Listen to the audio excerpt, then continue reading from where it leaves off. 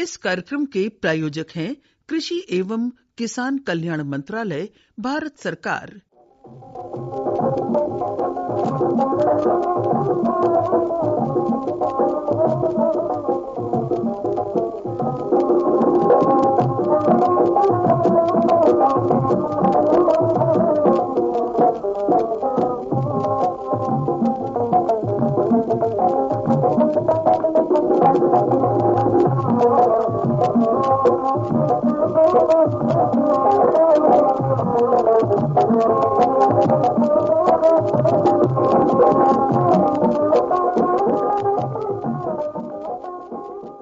पंचो जय हिंद। अभिषेक भैया, भारत नवीन, देखो इस जो है बरखा बूंदी में यह क्या होता है कि अपने खेते में यह पानी भर जाता है तो बहुत सारी फसलें ऐसी होती हैं कि जिनका पानी कम चाहे हो तो बूढ़े में चली जाती है और नुकसान हो जाता है। रत्ना बहनी, अगर पंच भैया अपनी खेती पाती के साथ में कृषि विविधीकरण का अपनावत हैं और खेती पाती के साथ में होए वाले काम जैसे डेयरी है, बागवानी है या इके साथ में कुक्कुट पालन, मधुमक्खी पालन, ई तन के सब काम करते हैं तो वही होए वाली नुकसान तेने बच सकते हैं और दो पैसा जो नगदी के रूप में अपने हाथ में आवत है तो इसे किसान पंच भैया अपन आमदनी द्विगुनी कह सकते हैं।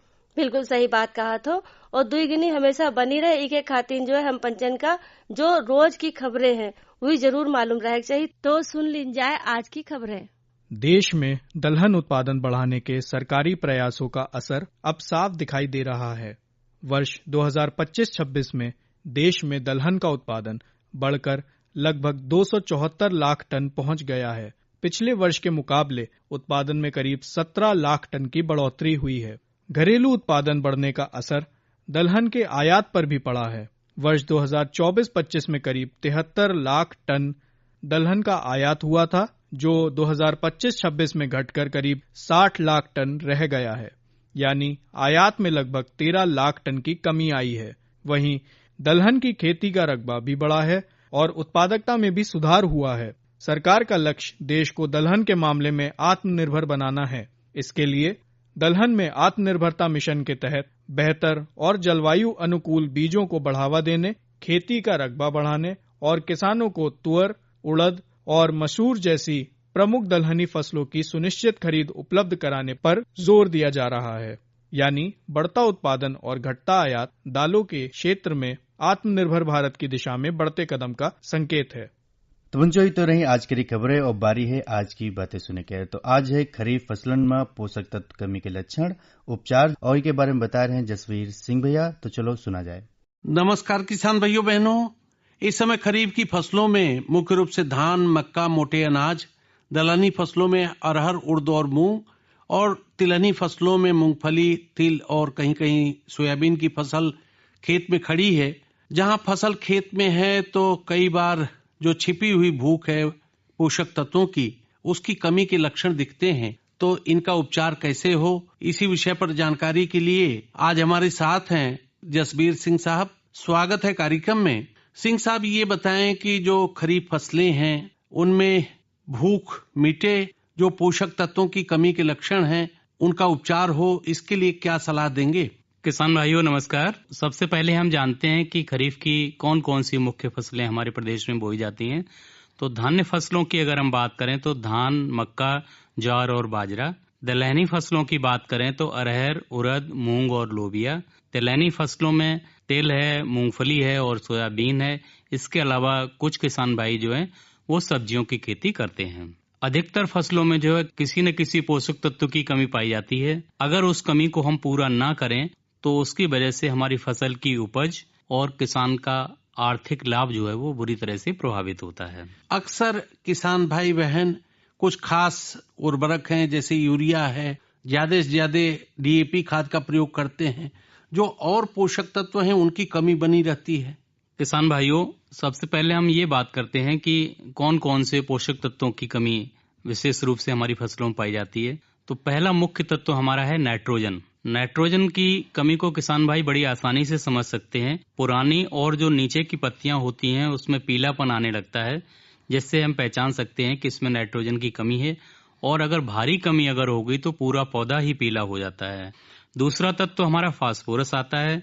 फास्फोरस में क्या होता है कि पत्तियों का रंग गहरा हरा हो जाता है, पौधों में वृद्धि और विकास रुक जाता है, जिससे हम पहचान जाते हैं कि फास्फोरस की कमी इसमें आ गई है। और पोटाश की कमी में क्या होता है किसान भाइयों कि किनारे से जो नीचे के पत्ते हैं वो पीले पड़ने शुरू हो जाते हैं। ऐसा लगता है कि ये पत्ते सूख रहे हैं किनारे से या जो है झुलस रहे हैं। इसी तरह से जिंक है। जिंक में क्या होता है किसान भाइयों, आपने देखा होगा कि धान की फसल में खैरा रोग लगता है, मक्के की फसल में जो है सफेद धारी रोग लगता है, तथा दलहन और तिलहन की फसलों में आपने देखा होगा कि जो ऊपर की पत्तियां होती हैं उनमें पीलापन आता है और लाल रंग के छोटे छोटे धब्बे बन जाते हैं। जैसे मूंगफली और सोयाबीन की फसल में विशेष रूप से आपने देखा होगा कि लाल रंग के धब्बे बन जाते हैं।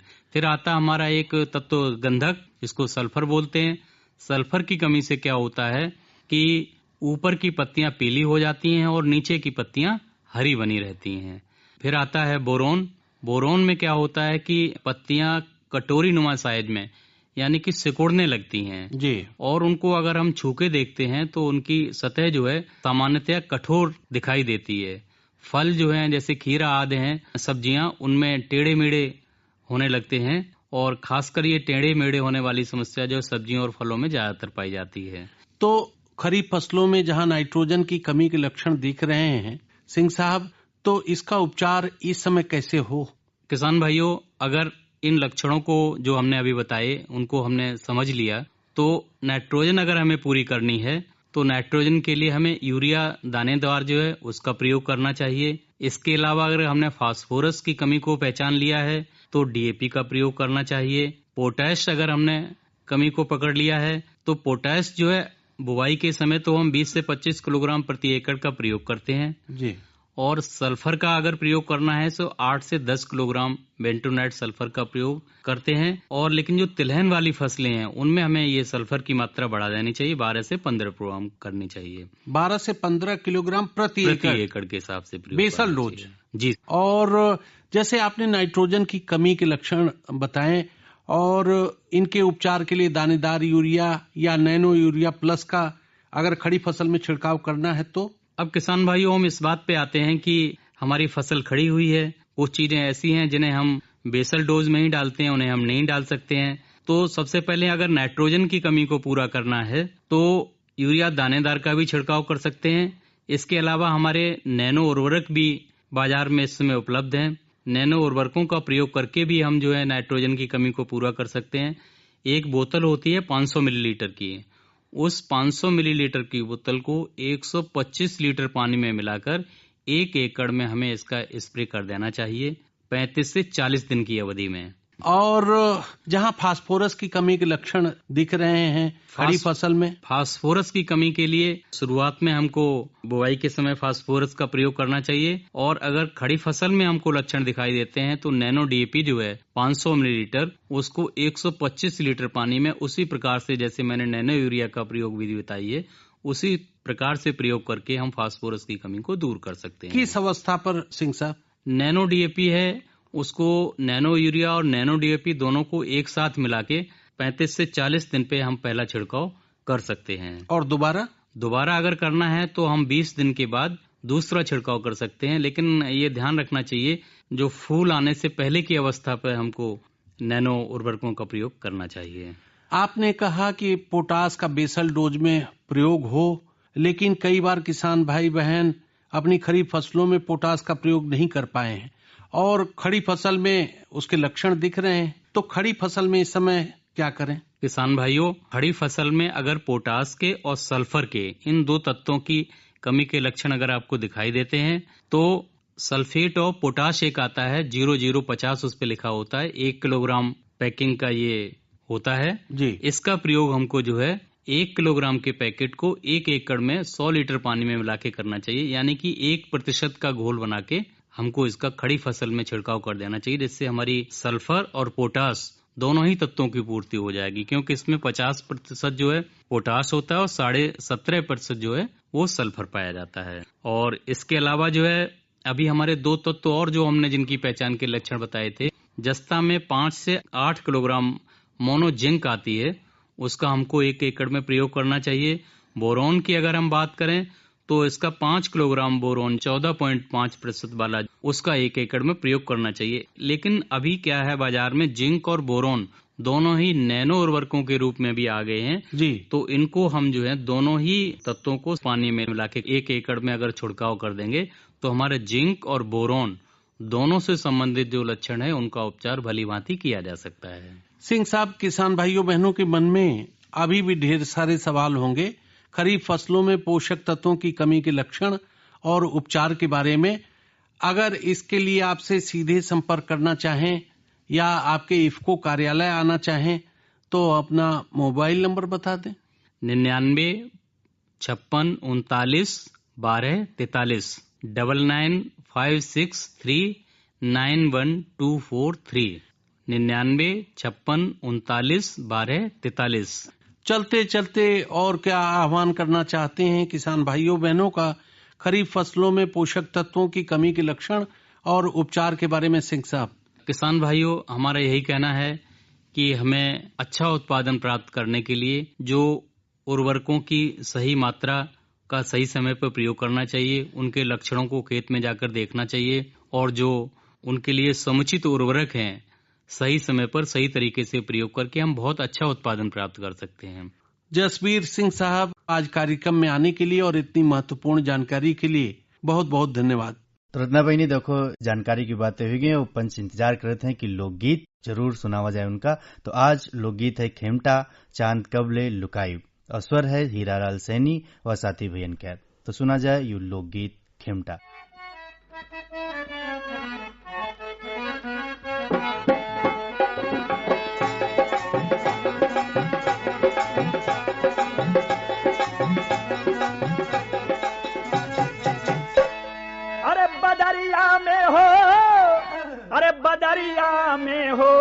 बदरिया में अरे चांद कबले लुकैबा बदरिया में।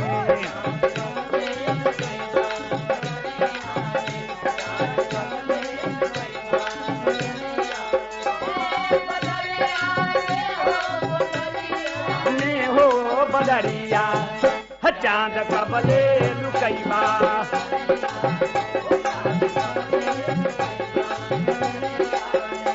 अरे तोहरा के जो हीला सारी सारी रतिया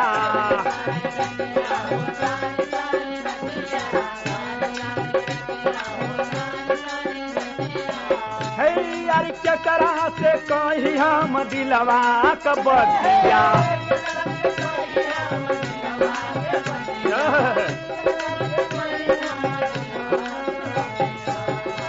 अरे कबयबा कबयबा कबयबा कबयबा कबयबा अरे कबयबा हमारी नगरिया में चांद कबले लुकैबा।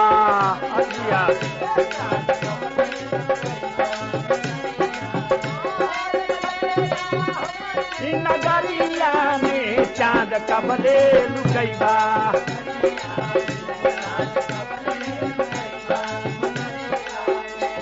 अरे जगमग जुगनू से सेजिया तो जइबै सेजिया।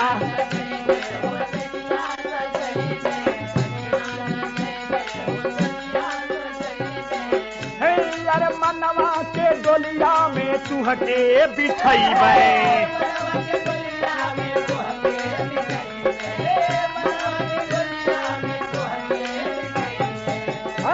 अरे असिया पूजैबै पूजैबै पूजैबै अरे असिया पूजैबै अजोरिया में चांद कबले लुकैबा।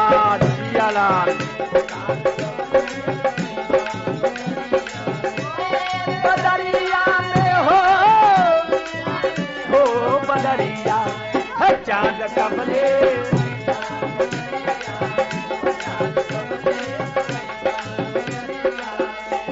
अरे प्यार वाली परखी से हमें अजमाइला हमें। प्यार वाली परखी से हमें अजमाइला।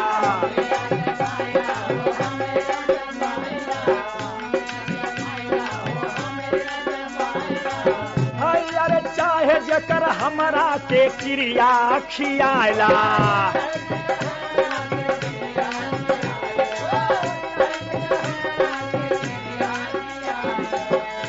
अरे तोहके बसैबै बसैबे अरे तोहके बसैबे पुतरिया में चांद कबले लुकैबा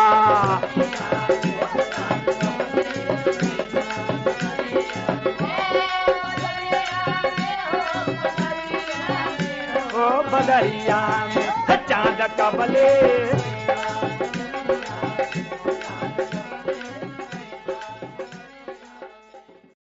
रत्नबेनी तमाम पंच भैया अपन खेती पाती करते हैं, खेते में काम करते हैं और दिन रात मेहनत करते हैं, जिसे उनका यह आशा रहता है कि हमार जौन खेती होए, जौन हमार फसल होए बहुत बढ़िया होए, जिससे उनका मुनाफा मिल सके।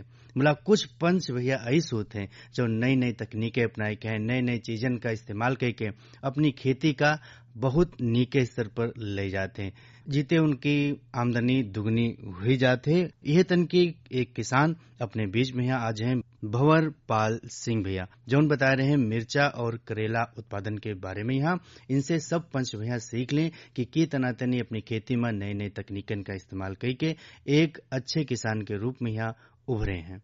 तो सुना जाए आज के किसान। आज हमारे साथ एक ऐसे किसान हैं जो किसी परिचय के मोहताज नहीं, कानपुर नगर जनपद के सरसौल ब्लॉक के महुआ गांव के भंवरपाल सिंह भैया। स्वागत है कार्यक्रम में। भैया ये बताएं कि आप सब्जी उत्पादन के लिए जाने जाते हैं, इस समय कौन कौन सी सब्जियां आपके खेत में हैं? इस समय ना साहब हमारे खेत में 5 एकड़ पे मिर्च लगी हुई है और 10 एकड़ पे करेला, 1 एकड़ पे हमने तुरई लगा रखी है। अच्छा जी। तो मिर्च की कोई खास वैरायटी जो बाजार में डिमांड अच्छी हो? मिर्च में हम ना साहब कुछ एरिया में हाइब्रिड वैरायटी करते हैं और ज्यादा एरिया में हम देसी प्रजातियां करते हैं मिर्च की। कौन कौन? एक काशी अनमोल है और एक G4 है। अच्छा, क्या खासियत महसूस करते हैं इसकी? देखिए, जो हाइब्रिड वैरायटियां हैं उनमें प्रोडक्शन तो अच्छा होता है, मगर उसमें वो टेस्ट नहीं होता है जो हमारी देसी वैरायटियों में है। और बाजार में उनकी डिमांड, और देसी जो प्रजातियां हैं, देसी मिर्च है, उसकी बाजार में मांग हाइब्रिड मिर्च से ज्यादा अच्छी होती है और उसके रेट भी ज्यादा अच्छे होते हैं। तो कब आपने नर्सरी डाली और कब रोपाई की और फसल किस अवस्था में है? हमने सब नर्सरी अपनी डाली थी 20 मई को और हमारी जो ट्रांसप्लांटिंग हुई है वो हुई है 1 जुलाई से मिर्च की। अच्छा। और करेले की जो ट्रांसप्लांटिंग की है वो 10 जुलाई से की है। तो सीधे बुआई करेले की? हाँ, करेले की ना सब थाले बना करके 6 बाई 6 पे हमने सीधे उसमें हर थाले में 3 या 4 बीज की रोपाई कर दी है। अच्छा। और मिर्च करेला के अलावा एक सब्जी भी आपने? एक तोरई करते हैं ना साहब। अच्छा, तोरई वो भी मचान बीज से। तो मचान पर करेला और तुरई ये मचान पे होता है बरसात की वजह से। और उसमें ना साहब उसकी क्वालिटी अच्छी रहती है और फ्रूटिंग फ्लावरिंग बहुत अच्छी होती है और क्वालिटी बहुत अच्छी रहती है। ये बताएं कि मिर्च की फसल कैसी चल रही है? मिर्च की हमारी फसल लगभग 1 महीने की हो गई है। उसमें अभी निराई गुड़ाई चल रही है और फ्लावरिंग 10 दिन बाद आना शुरू हो जाएगा। मिर्च का अंतरण कितना रखते हैं? लाइन से लाइन की दूरी, पौध से पौध की दूरी? मिर्च का जो देसी प्रजातियां हैं उनका हम रखते हैं लाइन से लाइन 2 फीट और हाइब्रिड का रखते हैं 2 से 2.5 फीट और पेड़ से पेड़ की दूरी रखते हैं 1 फीट और हाइब्रिड की 1 से 1.5 फीट के बीच में रखते हैं। अच्छा। फसल की भूख मिटाने के लिए क्या क्या आपने दिया बुआई के पहले, रोपाई के पहले और खड़ी फसल में? हम लोग सब मिर्च है, करेला है, तोरई है या जो भी अन्य फसलें करते हैं, हम 10 टन प्रति एकड़ के हिसाब से गोबर की सड़ी खाद डालते हैं, यानी 100 कुंतल पर एकड़। और इसके बाद जो है कुछ एनपीके, अब एनपीके की हमने मात्रा थोड़ी कम कर दी है, जो अब स्मार्ट फर्टिलाइजर है, नैनो है, इनका प्रयोग जब ज्यादा करते हैं। फिर भी हमने करीब 1 एकड़ में 25 केजी DAP, 20 केजी पोटास और 25 केजी यूरिया बेसल डोज में और 5 केजी सल्फर जी दिया है मिर्च और करेले दोनों में ही। और तुरई में?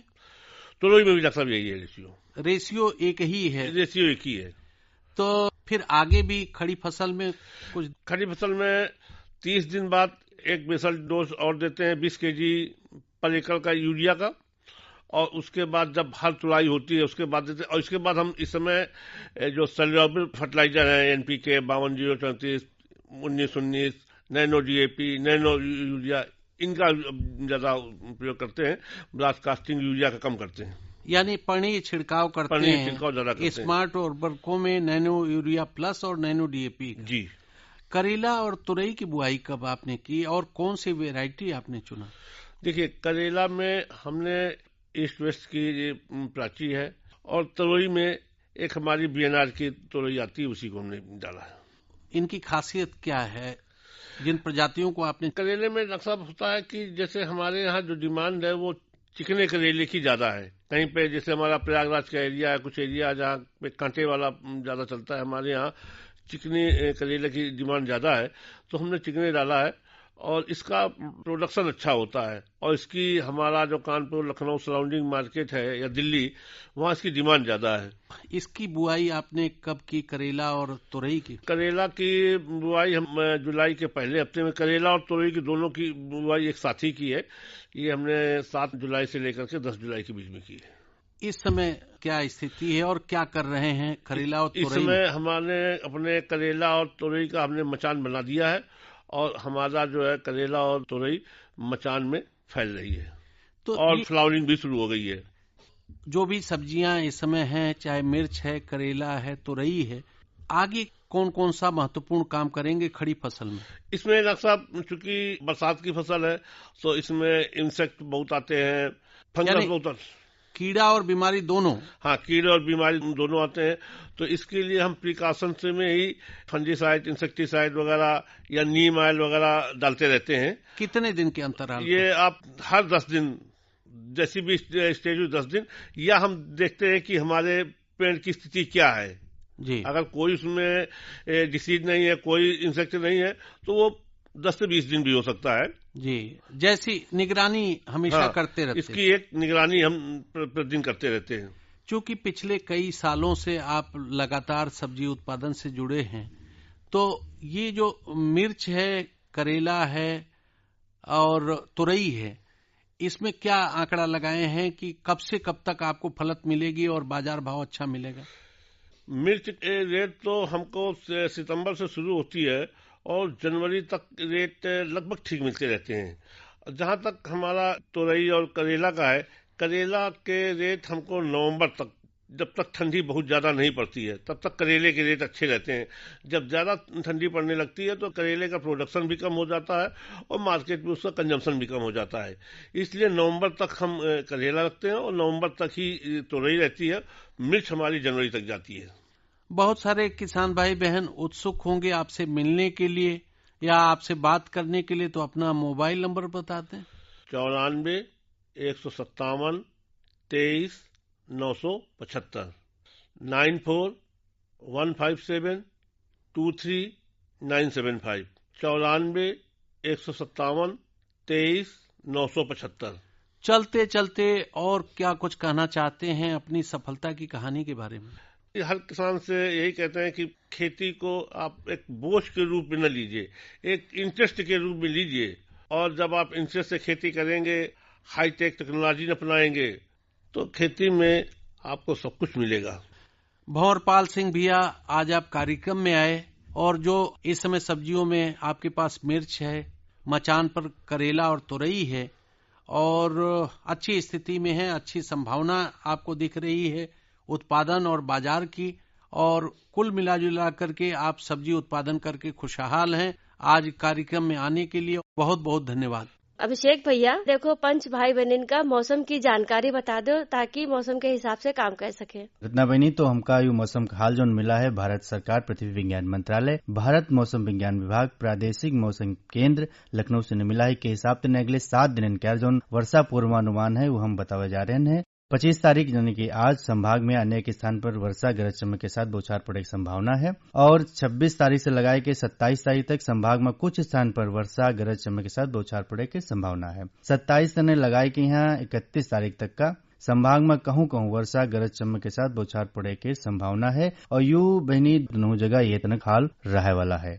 और साथ में यह जो चेतावनी की बात कही जाए तो पश्चिमी और पूर्वी उत्तर प्रदेश में यह 27 से लगाए के 31 तारीख तक कोई चेतावनी नहीं है। 25 और 26 2 दिन पर संभावना है बरखा होगी। बिल्कुल बहनी, तो ये तो मौसम का हाल रहा। देखो पंच भाई अपन बात कुछ कहा चाहत है या अपन कोई सुझाव देवा चाहत है तो वही के खातिर जो है हमार पंचन के पता जरूर लिख ले। तो पता है कार्यक्रम किसानवाड़ी द्वारा केंद्र निदेशक आकाशवाणी 18 विधानसभा मार्ग लखनऊ। पिन है 226001। पंचो ये तो रहा पता ही के साथ साथ में अगर ईमेल करा चाहते हैं तो हमारा ईमेल एड्रेस जरूर नोट कर लें। हमारा ईमेल एड्रेस है farmandhomeAIRLKO@gmail.com। पंच भाई बहनी देखो यू रहा है हम पंचन के पता और वही के साथ साथ अब चलक हुई रही बिरिया। तो पंच भाई से लीन जाए आज्ञा। जय हिंद।